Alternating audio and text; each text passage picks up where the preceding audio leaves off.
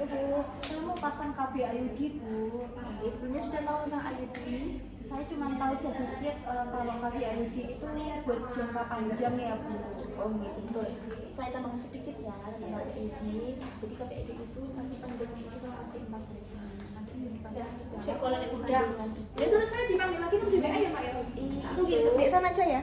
Untuk kalau cara kerjanya, jadi si IUD ini kan ada tembaganya. Nah, kita nanti tembaganya akan berasa asam pada kandungan itu, sehingga nanti sel sperma yang masuk itu akan mati dan keluar lagi, sehingga tidak terjadi pembuahan karena tidak bertemu dengan sel telur. Nah, untuk keuntungannya apa saja? Jadi KB ini bisa digunakan selama 10 tahun Bu. Jadi ketika untuk mengatur jarak kelahiran sampai 10 tahun itu bisa, dan juga nanti ibu kan bisa tetap lancar karena tidak ada hormonnya.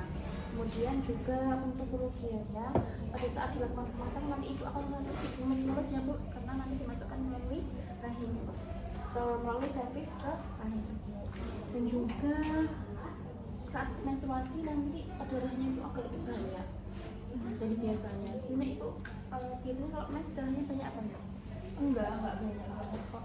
Oh iya, jadi aman ya. Jadi untuk efek sampingnya nanti selama pemasangan mungkin akan muncul fat 2-3 hari, tapi itu nggak apa-apa, normal ya.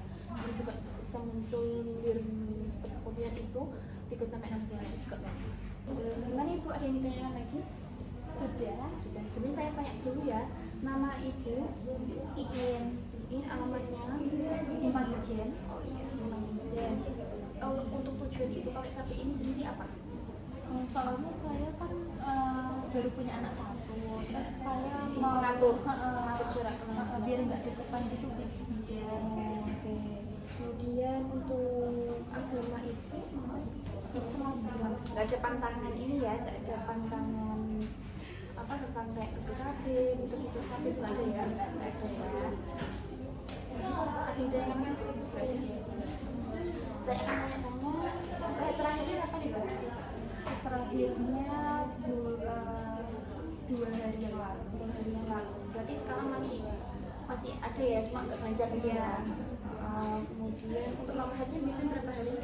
Biasanya 7-8 hari. Itu gimana, lancar atau ya selama lancar darahnya keluarnya apa biasa aja? Biasanya sehari ganti berapa kali?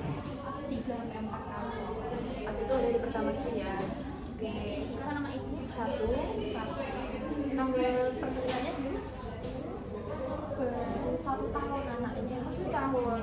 Tanggal persalinannya tanggal 28 Oktober. Oh iya. Ada ibu riwayat kandungan?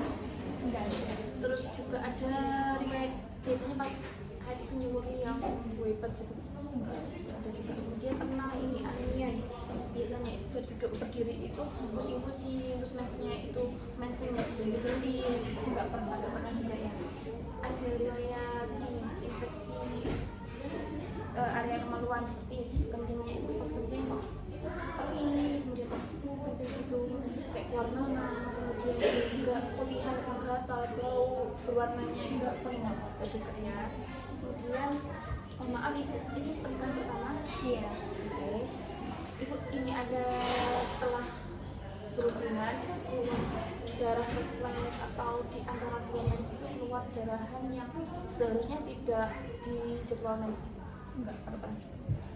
Ibu, jadi dari yang saya tanya-tanya tadi itu ibu bisa untuk memasak IUD karena nanti jika ditemukan hal seperti tanda-tanda kontrasepsi atau ibu itu pernah ada infeksi sebelumnya, itu perlu dikaji lebih lanjut karena itu bisa membahayakan kalau dipasang IUD. Tapi dari hasil wawancara tadi hasilnya itu baik semua.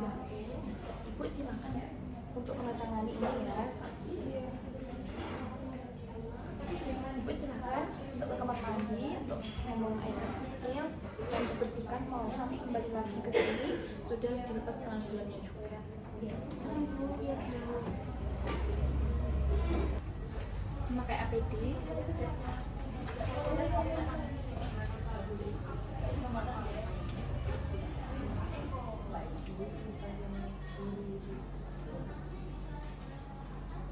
Kita cuci tangan.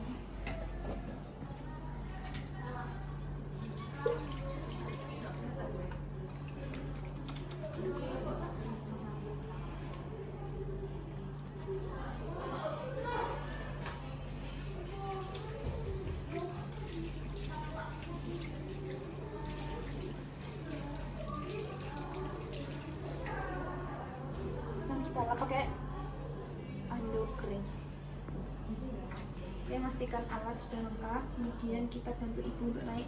Bu, silahkan naik ya. Naik. Kemudian kita melakukan pemeriksaan pada perut ibu, pada abdomen. Bu, permisi, saya tekan-tekan sedikit, nanti ibu kalau sakit bilang ya. Sebelah sini sakit bu? Tidak. Sambil kita lihat ekspresi ibu, apakah kesakitan. Ini sebelah kanan, sebelah kiri. Sakit ibu di sebelah sini bu? Tidak. Ini. Kemudian kita nyalakan lampu, kita arahkan. Setelah itu kita memakai sarung tangan.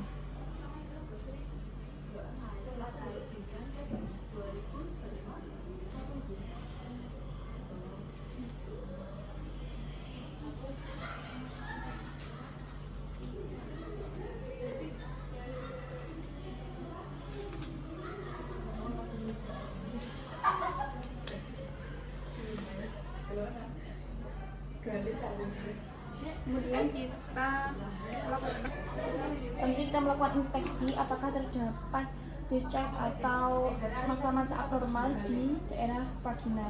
Ini tidak ada. Nah, kita melakukan palpasi menggunakan tangan kiri apakah ada benjolan pada pembentukan ini atau tidak. Sambil kita bertanya pada ibu apakah ada nyeri. Bu, ini apa rasanya ibu yang saya tekan-tekan ini bu? Enggak ya.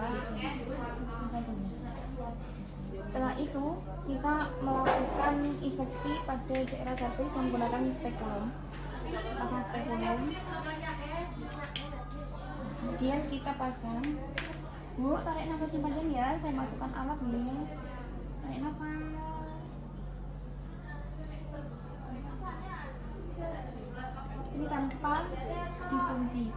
Nah, di sini kita lihat apakah ada kemerahan atau ada lesi keputihan, kemudian tanda-tanda abnormal ada benjolan atau discharge yang menunjukkan tidak abnormal. Nah, di sini tidak ada nih, sebenarnya normal semua.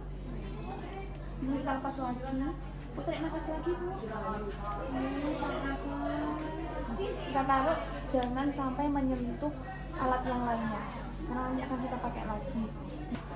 Ibu, ini kan saya masukkan jari saya untuk melihat apakah ada tanda-tanda yang tidak abnormal, tanda-tanda yang tidak normal untuk bisa nanti selanjutnya dilakukan pemasangan IUD ya. Ibu tarik nafas panjang ya. Tangan saya dimasukkan. Nah, kita goyang-goyangkan. Yang saya goyang-goyangkan ini, yang saya tekan-tekan ini apakah sakit bu? Enggak ya. Kemudian kita lihat untuk uterusnya, kemudian atletin atau tidak untuk menentukan hamil atau tidak. Nah, ini tidak menunjukkan adanya kehamilan. Selanjutnya kita akan di bagian adnexa sini. Bu, yang saya tekan ini apa sakit bu? Enggak. Kemudian yang sebelah kiri saya tekan ini sakit? Enggak nih. Kemudian tangan kita keluarkan, tarik nafas ibu ya. Setelah itu kita bukan pada larutan klorin.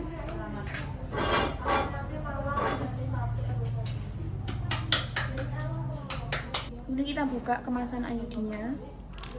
Dan kita masukkan tabung pendorongnya ke dalam tabung.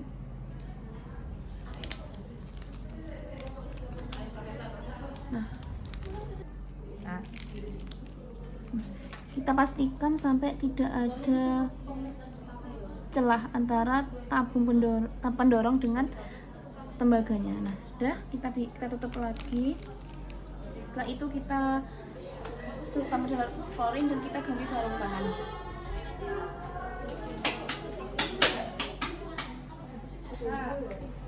Dan kita pakai sarung tangan yang baru.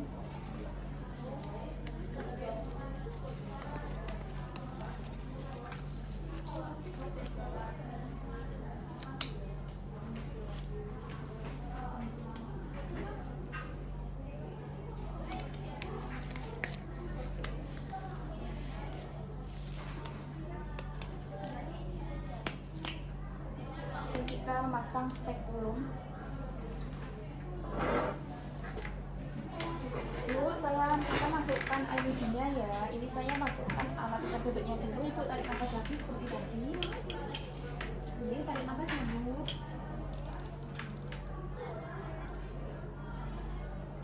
Kita masukkan sampai ketemu porsinya. Kita gini. Itu kita kunci yang dua ini. Setelah itu kita melakukan, jika ada lendir-lendir atau yang menghalangi, kita bersihkan menggunakan kasa diapers dengan menggunakan betadine dengan prinsip nota 360 derajat. Kita bersihkan 360 derajat nota. Setelah itu kita pasang tena kuning di jam 11, karena di jam 11 ini tidak ada pembuluh darah yang akan meminimalisir adanya perdarahan nanti setelah dilakukan pemasangan. Dan kita pegang. Setelah itu kita melakukan pengukuran dengan menggunakan sonde sesuai dengan bentuk uterus ibu.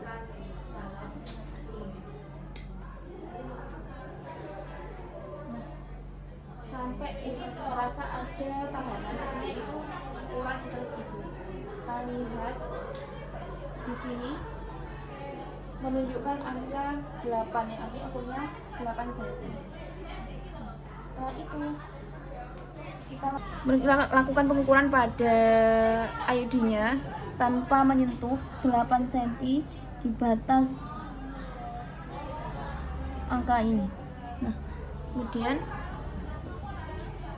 kita ukur sesuai yang tadi dengan memajukan ini, kita paskan ukurannya 8 cm. Nah, tadi batasnya sini selama 8 cm.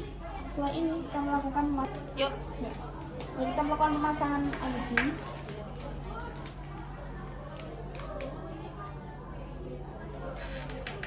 Kita melakukan pemasangan sampai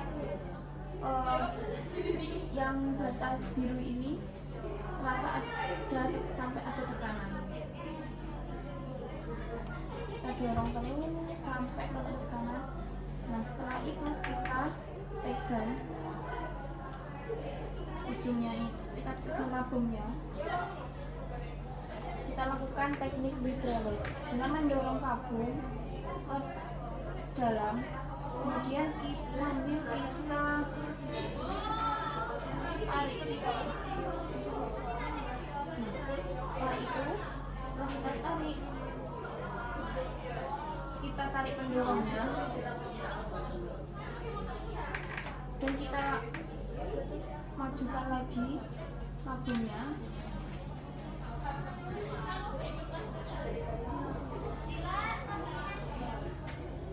Nah, kemudian kita potong 3 sampai dengan 4 cm benangnya.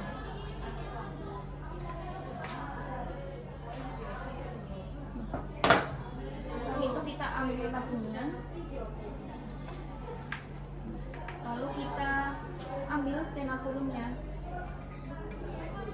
Setelah itu kita, karena bekas tenakulum tadi ada sedikit perdarahan, kita lakukan dab lagi seperti awal dengan menggunakan kasa diapers dan juga betadine. Kita dab selama 30 sampai dengan 60 detik sambil kita tekan-tekan bagian yang ada perdarahannya, tekan. Nah, itu kita lepas spekulumnya. Bu, ini pemasangannya sudah selesai. Saya akan melepas alat putar bebeknya. Ibu tarik nafas lagi ya, nanti saya lepas.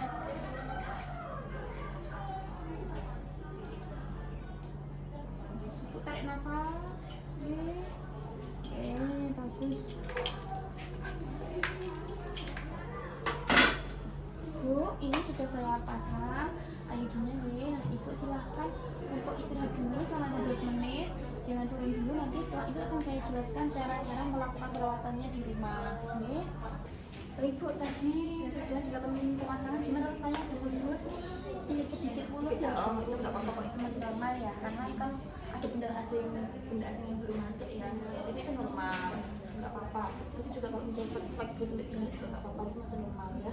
Terus juga ibu saya ajari cara meriksanya di rumah.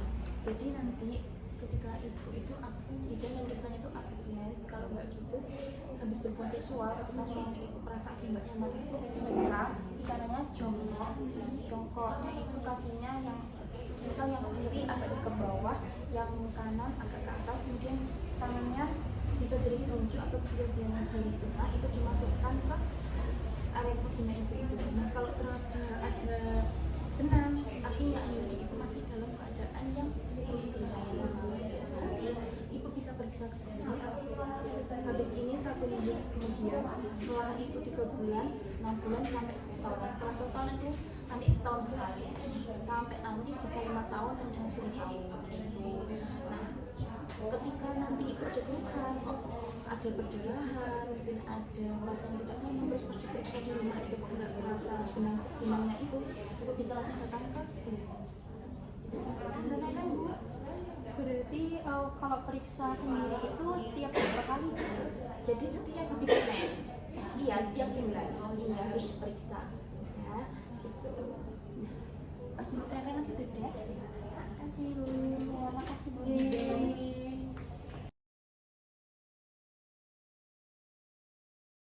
Bu, saya periksa dulu ya.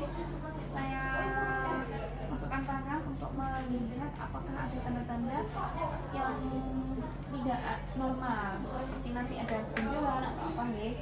Saya masukkan tangan saya, tarik nafas. Bu, ini saya goyang-goyangkan, sakit nggak Bu? Lagi? Enggak ya. Tidak mungkin. Kemudian yang ini yang saya tekan di sini. Enggak juga. Setelah tadi kita melakukan pemeriksaan manual, kita gantian spoon dan sekarang kita masukkan spatula. Bu, tarik nafas yang panjang ya. Saya masukkan alatnya.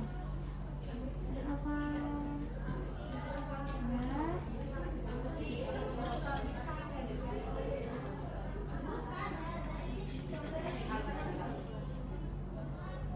Kemudian setelah itu kita bersihkan menggunakan kasar. Kita bersihkan terus nanti belajar. Dosennya Bu Sela suruh bikin video.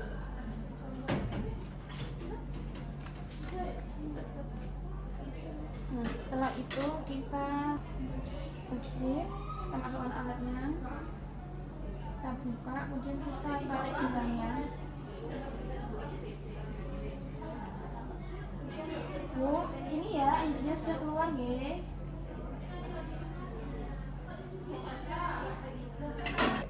Bu, alatnya Bu, tutup bibirnya saya lepas ya.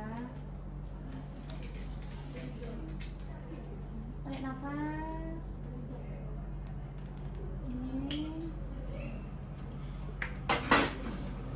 Bu, ini ibu istirahat dulu, nanti ibu silakan tunggu di depan ya.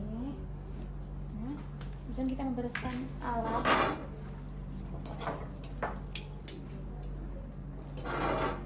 Kakak, ini kan alatnya nanti. Kemudian kita melakukan pemberesan alat.